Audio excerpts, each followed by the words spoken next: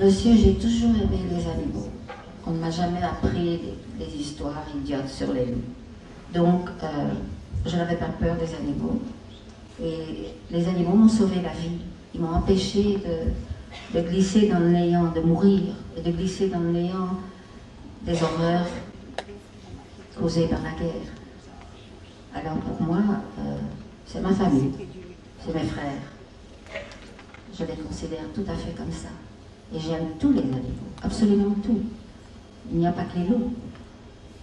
J'aime la nature, j'aime les animaux parce que je trouve qu'ils peuvent nous apporter des exemples.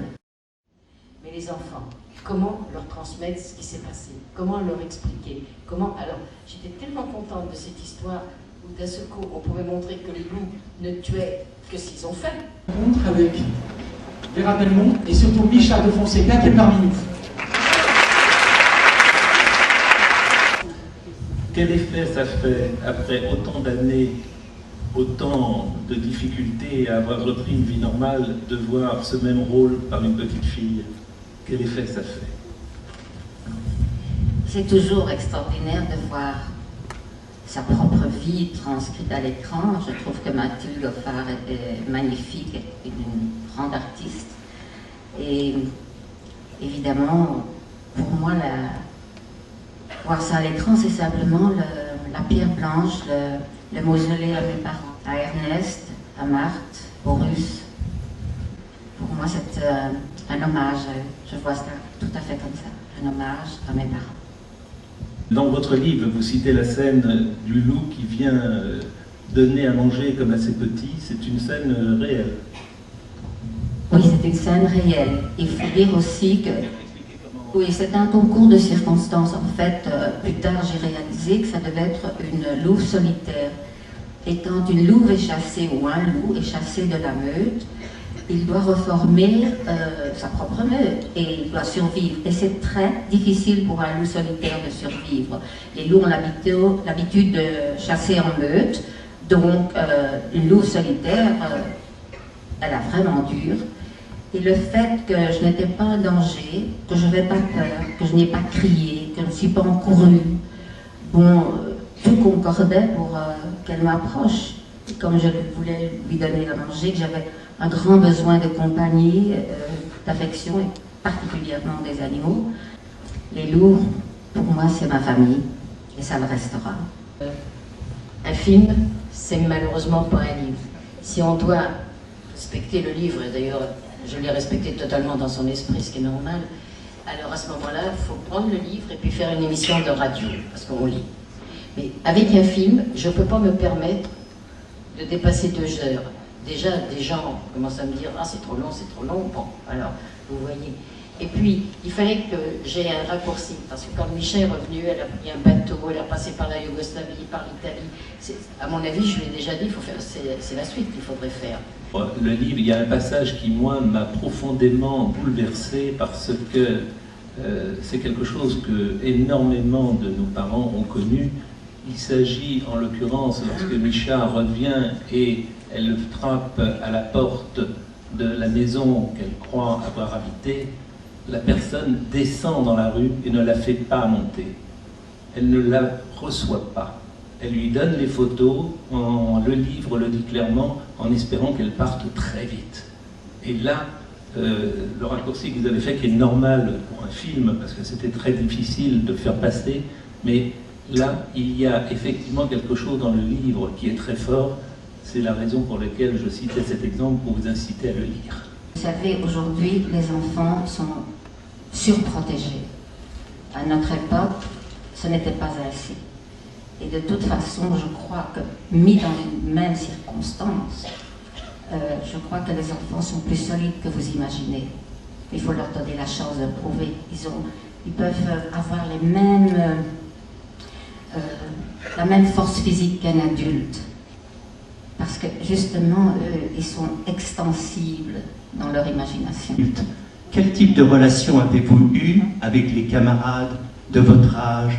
Quel type de transmission, quel type de communication avez-vous eu avec eux? Revivre, ça c'est facile encore, mais se réhabituer au genre humain, d'abord la relation que j'avais avec les jeunes de mon âge. Les garçons, c'était des proies. Je ne connaissais pas. L'amour, ce n'était pas ça. C'était uniquement le sexe. J'avais des besoins physiques et puis c'était tout. Je prenais, c'était des proies. Et comment dire, c'est très difficile de se réadapter aux humains. D'abord, après la guerre, ils ne comprenaient rien, il fallait se taire. Ils pensaient qu'à s'amuser, la guerre était finie. Et on a fait taire ma voix à ce moment-là. Je suis rentrée à moi-même, j'ai dit qu'ils ne comprendraient jamais. Et de toute façon, c'était très difficile de vivre avec les humains, de se réadapter. Je ne comprenais pas comment ils réagissaient. Ils ne me comprenaient pas. Ils ne me pardonnaient pas d'être différente d'eux. J'en ai beaucoup souffert. Voilà. Parler aux enfants. Disons que les adultes, bon, on va être gentils, ils savent, enfin c'est ce que j'imagine en tout cas. Mais les enfants, comment leur transmettre ce qui s'est passé? Comment leur expliquer? Comment... Alors, j'étais tellement contente de cette histoire où d'un seul coup, on pouvait montrer que les loups ne tuaient que s'ils ont faim, mais pas les adultes, pas les gens. Alors ça m'a plu.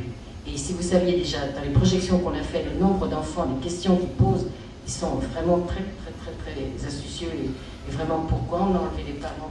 Pourquoi on a tué la louve? Pourquoi? C'est vraiment intéressant. Alors ça, c'est pourquoi j'ai voulu faire ce film. Parce que c'est quand même très proche. Voilà. Merci beaucoup. Monsieur, j'ai toujours aimé les animaux. On ne m'a jamais appris des histoires idiotes sur les loups. Donc, je n'avais pas peur des animaux. Et les animaux m'ont sauvé la vie. Ils m'ont empêché de glisser dans le néant, de mourir, et de glisser dans le néant des horreurs causées par la guerre. Alors pour moi, c'est ma famille, c'est mes frères.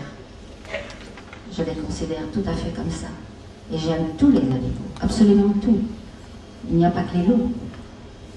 J'aime la nature, j'aime les animaux parce que je trouve qu'ils peuvent nous apporter des exemples. Par exemple, monsieur, un exemple très simple.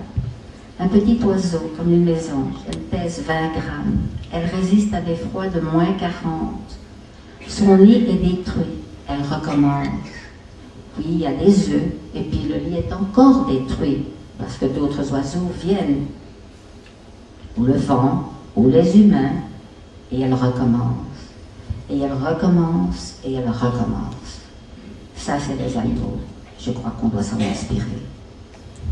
Maintenant, je voudrais conclure parce que ce que vient de nous dire Micha est en soi-même une conclusion.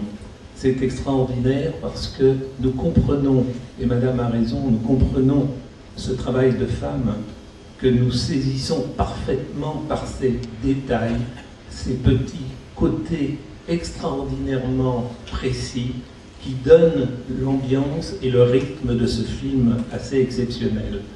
Mais il y a surtout, et je voudrais conclure que là-dessus, il y a surtout un message extraordinaire qui nous est passé. C'est que quand on veut, on peut.